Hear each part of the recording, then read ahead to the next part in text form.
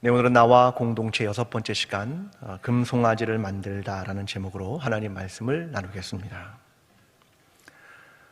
우리나라의 1960년대 중반부터 나타난 새로운 단어 하나가 있습니다. 핵가족이라는 단어입니다. 그동안의 우리의 삶은 대가족이었죠. 할아버지, 할머니, 아버지, 어머니, 그리고 자녀들. 보통 그 전까지는 보통 한국 사람들의 자녀는 6남매입니다. 여러분도 6남매 계시죠? 네, 그게 한국의 평균입니다. 그런데 1960년대 중반 이후에 한국의 가족은 재편되기 시작하고 핵가족, 아버지, 어머니, 2명의 자녀, 이 정도로 구성이 되기 시작합니다. 1960년대 중반 이후로 태어나신 분은 그냥 가족이 핵가족입니다. 그런데 2000년대를 들어서면서 새로운 형태가 나타나기 시작했습니다. 그것을 핵개인이라고 부릅니다. 송기령 씨의 시대 예보, 핵개인의 시대라는 책에는 사람들의 특징이 핵가족으로부터 핵개인으로 바뀌고 있다. 그 이야기를 담고 있습니다. 그러면서 어떤 말을 하냐면 오늘날의 가족에 대한 이야기에서 간은 있는데 족이 없다. 그런 말을 합니다. 간은 있는데 족이 없다. 이게 무슨 말일까요? 함께 모이는 가정은 있는 것 같은데 혈연 관계인 족이라고 하는 건 사라지고 있다. 그런 말입니다. 여러분 사촌을 자주 만나십니까? 육촌 당숙은 어떻습니까? 잘 못 만납니다. 네. 명절 돼야 만날 수 있거나 없거나 그렇습니다. 그러니까 족이 사라진다. 그 말입니다. 요즘 젊은 사람들이 살기 좋은 곳, 그러면 어느 동네를 찾는지 아십니까? 살기 좋은 곳. 어떤 게 살기 좋은 장소라고 생각한다고 여러분 생각하십니까? 젊은 사람들은. 어떤 동네냐면 당근하기 좋은 곳입니다. 네, 당근하십니까? 당근하시죠. 네. 중고물품을 거래하는 당근하기 좋은 곳이 살기 좋은 곳이라고 말합니다. 우리는 코로나를 겪으면서 중요하게 떠오른 게 있습니다. 그게 뭐냐면 동네 친구입니다. 내가 아프고 내가 약국에 갈 수 없을 때 내 동네 친구가 약을 타다가 갖다 준다. 그러면 그곳은 살기 좋은 곳입니다. 시골에 가면 어르신들이 함께 생활을 하죠. 어디에서요? 마을회관에서. 그분들이 다 혈연입니까? 아니죠. 동네에서 함께 사는 사람들입니다. 근데 어르신들이 함께 마을회관 모여서 밥도 먹고 얘기도 하고 그러면서 거기서 함께 살아가는 겁니다. 그래서 간은 있는데 족은 없다. 오늘 우리는 그런 시대를 살아간다. 그런 말입니다. 사람들은 저에게 묻습니다. 목사님, 공동체에 대한 얘기를 자꾸 하시는데 공동체가 왜 필요합니까? 답을 드리겠습니다. 교회 공동체, 신앙 공동체가 왜 중요하냐면 아주 가까이에서 만나는 사람들. 여러분 옆에 있는 분은 매주 만나잖아요. 그렇죠? 육촌 당숙은 많이 못 만나지만 우리는 매주 만납니다. 그리고 함께 신앙을 가지고 있습니다. 그래서 우리가 함께 자주 만나기 때문에 서로 안부도 묻고 서로의 기도 제목도 묻고 내가 힘들 때 서로 위로해 주기도 하고 그것이 바로 공동체이기 때문입니다. 여러분 옆에 있는 분은 어쩌면 우리의 혈연보다 훨씬 더 가까이에서 우리와 함께하는 가족 같은 사람입니다. 옆 사람과 함께 이렇게 인사하겠습니다. 당신이 나의 가족입니다.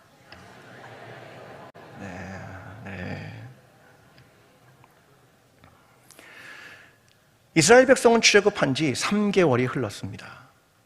그들은 서로를 알아가기 시작했습니다. 서로의 이름, 서로의 삶, 서로의 생각. 그렇게 3개월을 지나며 시내산에 도착합니다.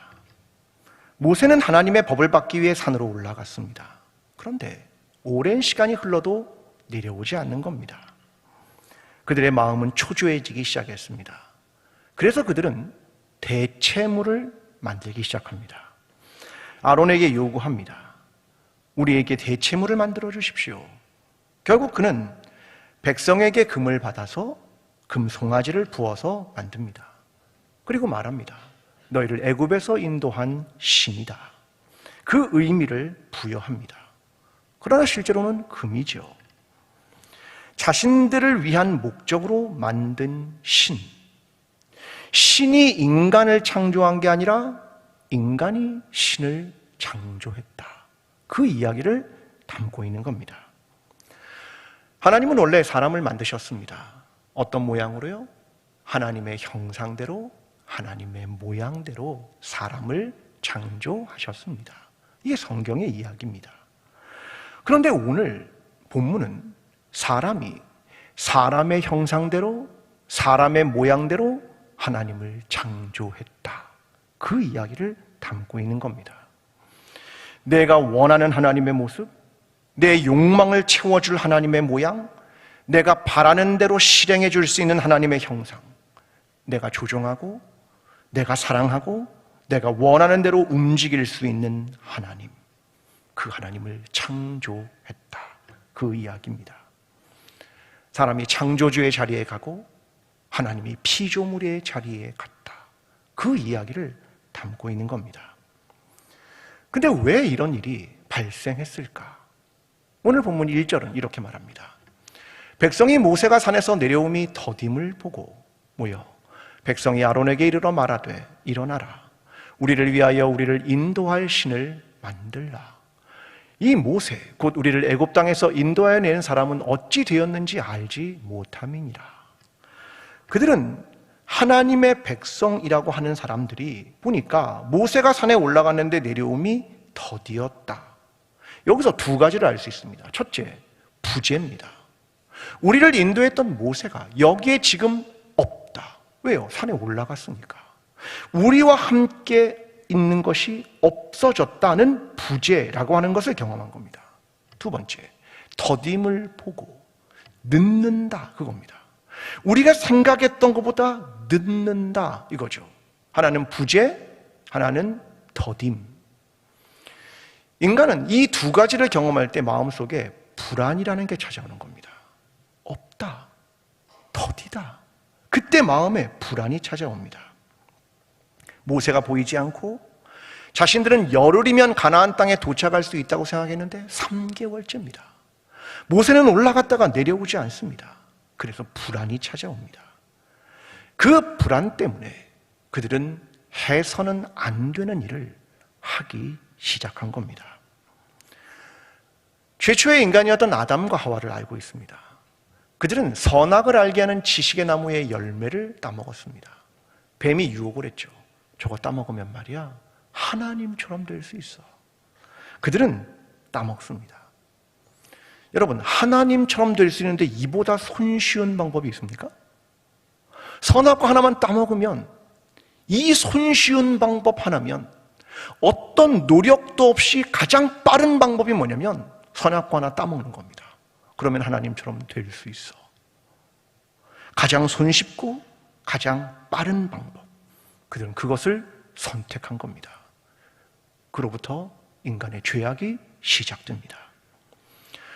폴 틸리라는 유명한 신학자가 인간의 불안에 대한 이야기를 세 가지로 정리하는데, 첫 번째와 두 번째 내용은 이렇습니다. 첫 번째, 인간의 불안은 어떤 거냐면 죽음에 대한 불안이다, 이렇게 말합니다. 이 말을 달로 말하면 무에 대한 불안이다라는 겁니다. 인간의 죽음이란 내 존재가 이 땅에서 사라지는 겁니다. 무의 존재가 돼버리는 겁니다. 인간은 그때 불안을 느낀다. 이것이 죽음에 대한 불안입니다. 두 번째 불안은 무의미에 대한 불안이라는 겁니다. 내가 삶을 살았는데 내 삶이 무의미하다. 그때 찾아오는 인간의 불안이 있다는 거죠. 공허함이기도 하고요. 이것이 인간이 갖는 불안이다라고 설명을 합니다. 지금 출애굽한 백성들이 갖는 불안이 이거 아니겠습니까? 우리가 만약 광야로 나왔는데 여기서 내가 사라진다면, 여기서 내가 죽는다면, 내가 무의 존재가 된다면 불안하겠죠. 내가 그동안 이 광야에서 자그마치 3개월이라는 시간을 갔는데 이렇게 고생한 것이 무의미해진다면 나는 불안할 겁니다.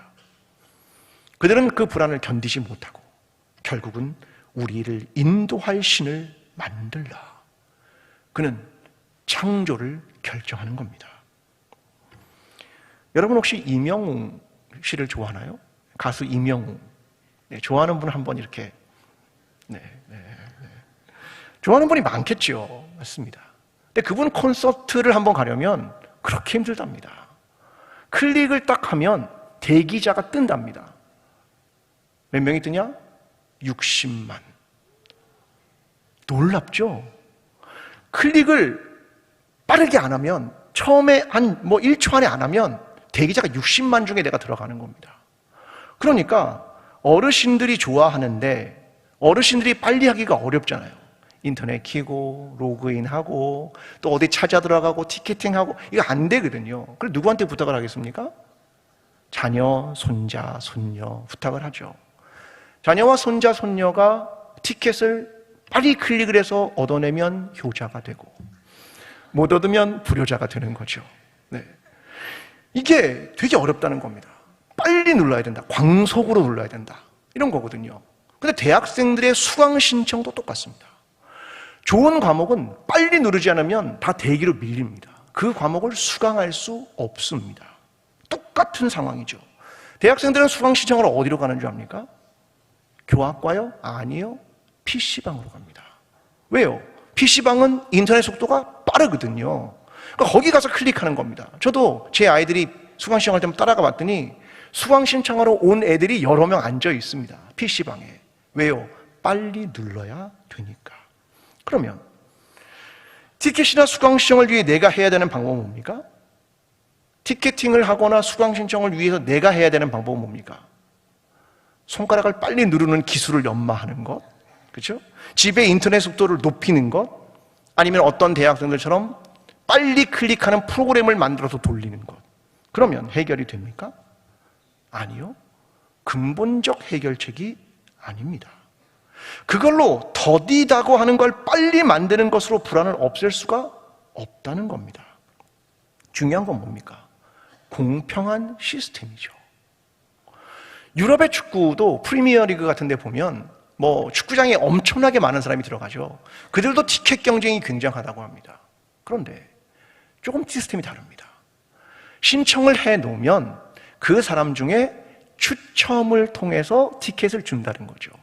그러니까 어르신들도 티켓을 광속으로 누를 필요는 없습니다. 신청만 해 놓으면 되기도 하고 되지 않기도 하고. 이런 시스템이 훨씬 더 공정한 것 아니겠습니까? 우리의 삶에 불안이 있습니까? 없어질까 봐, 더딜까 봐. 그 불안이 우리에게 있습니까? 해결책은 무엇입니까? 나만의 신을 만들면 됩니까? 나만을 위한 방법입니까? 아닙니다. 내 생각을 내려놓고 하나님의 뜻을 발견해 가는 겁니다. 하나님 왜 나를 부르셨습니까?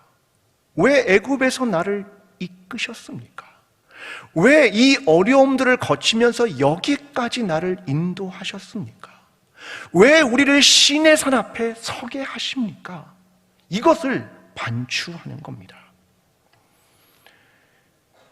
지금 중요한 건 이 불안, 이것이 문제가 아니라 하나님께서 나를 인도하신 그 하나님에 대한 믿음, 그 하나님에 대한 신뢰, 그 하나님에 대한 신앙, 이것을 배우는 기간입니다. 오늘 저와 여러분이 하나님이 왜 우리를 부르셨고 이끄셨고 여기에 도달하게 하셨는가, 그 하나님을 다시 생각하며 그 하나님에 대한 믿음과 그 하나님에 대한 신뢰, 그것으로 나아가게 되는 저와 여러분의 신앙이 되기를 간절히 기도합니다. 그들이 창조하는 신을 만드는 방법을 설명합니다. 2절입니다. 아론이 그들에게 이르되 너희는 아내와 자녀의 귀에서 금고리를 빼어 내게로 가져오라.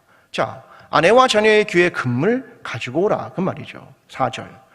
아론이 그들의 손에서 금고리를 받아 부어서 조각칼로 새겨 송아지 형상을 만드니 그들이 말하되 이스라엘아 이는 너희를 애굽 땅에서 인도하여 낸 너희의 신이로다 하는지라. 그들은 금을 가져다 거푸집 만들고 금을 부어서 송아지를 만듭니다. 근데 금송아지의 모양은 고대 사회의 아주 일반적인 신의 모습이기도 합니다. 이 말은 애굽에도 존재했고 봐도 낯설지 않은 신이죠. 어렵지 않게 받아들이는 신입니다.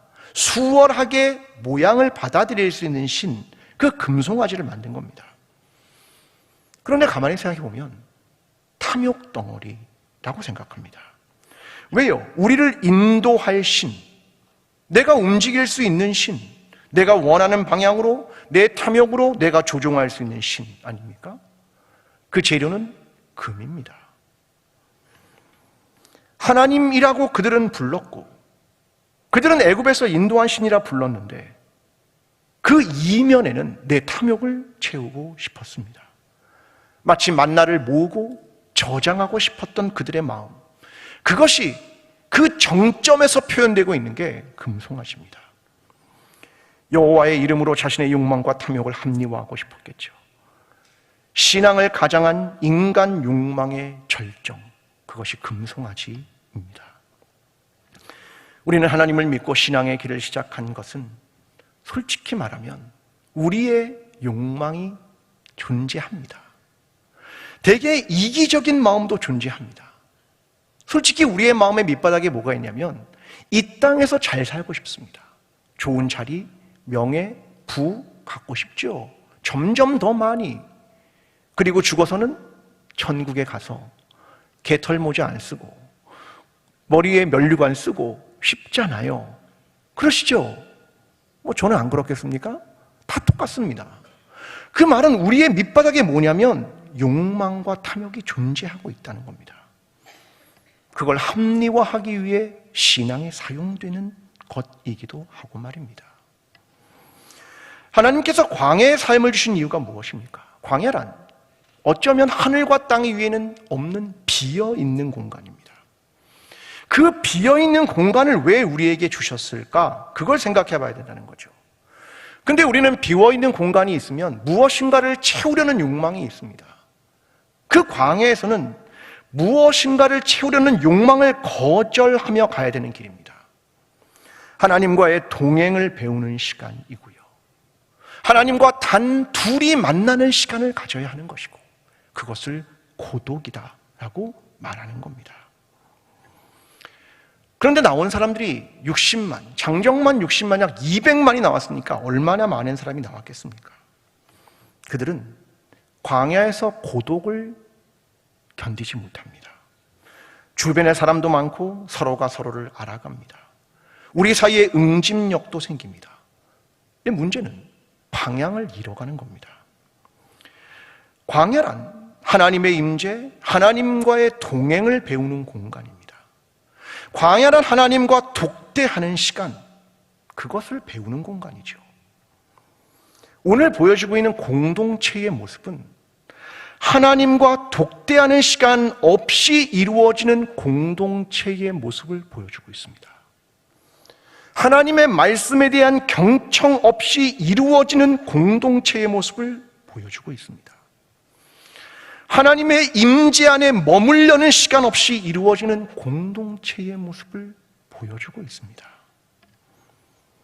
하나님과의 만남, 그와 1대1로 말하는 독대, 고독의 시간, 그것이 사라지면 공동체는 이렇게 변해간다. 그걸 보여주는 겁니다. 여러분, 세상은 어떤 모습을 가지고 있습니까? 우리가 만나는 세상은 어떻습니까? 세상은 목소리 큰 사람이 이기는 세상입니다. 우리가 만나는 세상은 그런 세상이죠. 제가 얼마 전에 총회를 갔다 왔는데 참 부끄러웠습니다. 총회에 가서 각 부서별로 실행위원을 뽑습니다. 각 지역별로 안배도 하고요. 근데 결국 누가 실행위원이 되시는 줄 압니까? 목소리 큰 사람, 내가 하겠다고 막 나서는 사람, 그 사람들이 실행위원이 되더라고요. 그런데 우리는 그 총회를 성총회라고 부릅니다. 교통사고가 났으면 누가 이깁니까? 목소리 큰 사람. 그러면 보통 사람들이 살아가는 저작거리와 총회가 뭐가 다릅니까? 우리는 이 질문을 할 수밖에 없습니다. 광야에서도 그랬겠죠. 누군가 말했을 겁니다. 일어나라. 우리를 위하여 우리를 인도할 신을 만들라. 큰 목소리로 외치지 않았겠습니까? 예수님 시대에도 빌라도가 이 그리스도를 어떻게 하랴 물었을 때 십자가에 못 박아야 하겠나이다 라고 누군가 소리치지 않았겠습니까? 십자가 아래에서도 예수님께 이렇게 말했겠죠. 십자가에서 내려오라. 그러면 내가 믿겠노라. 우리는 늘 이렇게 말합니다. 이 돌로 빵을 만들어 주십시오. 성전에서 뛰어내리십시오. 그러면 우리가 믿겠습니다. 그렇게 말하기도 합니다. 그러면 되는 겁니까? 열왕기상 19장 12절과 13절이 이렇게 말합니다. 엘리야에 대한 얘기입니다. 또 지진 후에 불이 있으나 불 가운데도 여호와께서 계시지 아니하더니 불 후에 세미한 소리가 있는지라. 엘리야가 듣고 겉옷으로 얼굴을 가리고 나가 굴 어귀에 섬에 소리가 그에게 임하여 이르시되 엘리야야 내가 어찌하여 여기 있느냐.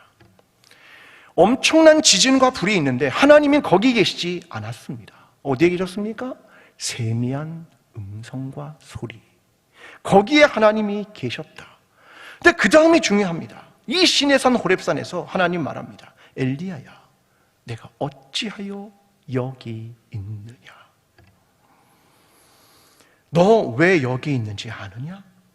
너는 너의 모습을 아느냐? 왜 여기를 찾았는지 아느냐? 하나님은 왜 이스라엘을 하나님의 백성으로 부르기 위해 여기에 시내산에 오게 했는지 아느냐? 하나님은 그 작은 소리에 말씀하십니다. 너는 도대체 어디에 어찌하여 여기에 있는 것이냐? 하나님께서 우리를 그리스도인으로 부르셨습니다. 여기에 있게 하신 거죠. 하나님께서 왜 우리를 광주제일교회 공동체로 부르셨는지를 알아야 합니다. 하나님께서 왜 우리를 인도하셨고 여기까지 오게 하셨는가를 보아야 한다는 겁니다. 나의 욕망의 성취가 아니라 하나님의 백성을 삼기 위함이었습니다. 여러분 이것을 기억하며 하나님과 동행하고 하나님과 1:1로 만나는 고독의 시간을 가지십시오. 공동체에 속한 개인 한 사람 한 사람이 하나님과 독대하고 고독의 시간을 갖고 하나님과 만나는 그 깊은 신앙을 갖지 못하면 공동체는 탐욕을 위해 변해가는 겁니다. 그러므로 한 사람 한 사람이 하나님을 만나는 그 신앙의 질이 공동체의 질을 결정하는 겁니다. 오늘 저와 여러분이 매일을 살아가면서 하나님과 동행하고 하나님과 만나는 그 고독의 시간을 통하여 우리의 공동체가 하나님의 백성의 공동체로 되어가는 저와 여러분이 되기를 간절히 기도합니다. 오늘 본문 5절과 6절입니다. 아론이 보고 그 앞에 제단을 쌓고 이에 아론이 공포하여 이르되 내일은 여호와의 절일이니라 하니 이튿날에 그들이 일찍이 일어나 번제를 드리며 화목제를 드리고 백성이 앉아서 먹고 마시며 일어나서 뒤놀더라. 아론은 금송아지 옆에 제단을 쌓고 여호와의 절기를 삼고 번제와 화목제를 드리고 기쁨의 축제를 벌였다. 근데 내용적으로 보면 신앙생활하고 되게 비슷합니다. 예배도 드리고 절기도 있고 삶의 기쁨도 있고. 그런데 뭐가 없습니까? 하나님이 없습니다. 신앙의 모습은 있는데 하나님이 없습니다. 이후에 여로보암 왕이 이것을 똑같이 벤치마킹합니다. 북이스라엘과 남유다로 갈라졌는데 예루살렘이 남쪽에 있으니까 못 가게 하기 위해서 단과 베델에 제단을 쌓고 금송아지를 만들고 하나님이야. 그리고 자기 마음대로 제사장을 삼고 절기를 행하고 똑같습니다. 이 모든 것을 한마디로 이렇게 정의할 수 있습니다. 허위. 오늘 우리는 세례와 입교식을 행할 겁니다. 여기 있는 대부분의 사람들은 세례교인입니다. 세례와 입교는 내가 그리스도와 함께 나의 옛사람은 죽습니다. 그리고 나는 새로운 사람으로 부활합니다. 그리스도와 함께. 이것을 결정하고 이것을 예식으로 행하는 것이 세례와 입교입니다. 그런데 만약 나의 옛사람과 결별하지 않고 내 새로운 삶을 결단하지 않고 내 마음에 이런 확고한 결단이 없고 그냥 살아가면서 나는 세례를 받은 사람입니다 라고 말한다면, 내 삶이 과거와 하나도 다르지 않다면 그저 종교의식에 불과할 겁니다. 사람들은 부담스러운 일을 하고 싶지 않아 합니다. 그러니까 결국은 형식만 남는 겁니다. 내가 하기 싫고 내가 원하지 않는 일은 하지 않지만 경건의 형식과 경건의 모양은 갖고 싶은 겁니다.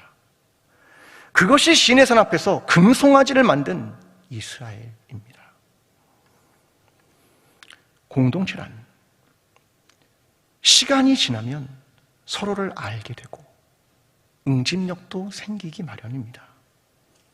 제도도 만들고 형태도 갖추겠지요. 근데 문제는 본질과 방향입니다.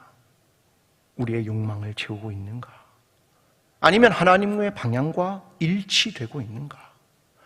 그래서 우리는 매일 말씀 앞에서 점검해야 하는 겁니다.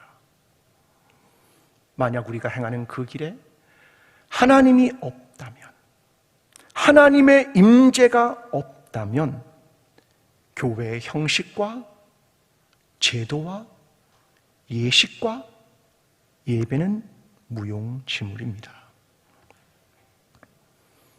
우리의 불안은 어디서 와야 하는 겁니까? 우리의 불안은 우리가 신앙생활을 하고 있는데 하나님이 우리 안에 계시지 않은 것, 그것이 우리에게 불안으로 와야 하는 것입니다. 하나님이 우리와 함께 동행하고 계십니까? 하나님의 길을 가고 계십니까? 우리는 하나님의 백성입니까? 우리는 하나님의 백성 공동체로 세워져 가고 있는 것입니까? 여러분, 이번 한 주간 깊이 묵상하십시오. 하나님, 우리 광주 제1교회는 하나님의 백성 공동체입니까? 하나님의 뜻과 그의 길을 걸어가고 있습니까? 우리 개인은 하나님과 고독이라고 하는 하나님과 단 둘이 만나는 시간을 가지고 있습니까? 이 질문을 하며 저와 여러분 광주 제1공동체가 하나님의 백성 공동체가 되기를 간절히 축원합니다. 사랑하는 광주 제1교회 성도 여러분, 우리는 하나님의 백성으로 부름받은 사람들입니다. 우리의 욕망과 탐욕을 내려놓으십시오. 하나님 없는 허위의 신앙도 내려놓으십시오. 오직 광야를 지나며 하나님과의 만남, 독대, 고독의 시간 속에서 하나님을 알아가십시오. 그분의 뜻과 마음을 알아가십시오. 그리고 하나님의 백성 공동체로 변화되어 가십시오. 그 결단을 하게 될 때 하나님 우리의 하나님이 되시며 우리는 하나님의 백성 공동체로 변화되어 갈 것입니다. 이제는 우리를 위하여 십자가를 지시고 부활하시며 구원하신 예수 그리스도의 은혜와 하나님 아버지의 변함없는 사랑과 성령님의 인도하심이 하나님의 백성 공동체가 되기를 소원하며 결단하는 모든 예배자들과 광주 제1교회와 나라와 민족 위에 지금부터 영원까지 함께 하시기를 간절히 축원하옵나이다. 아멘.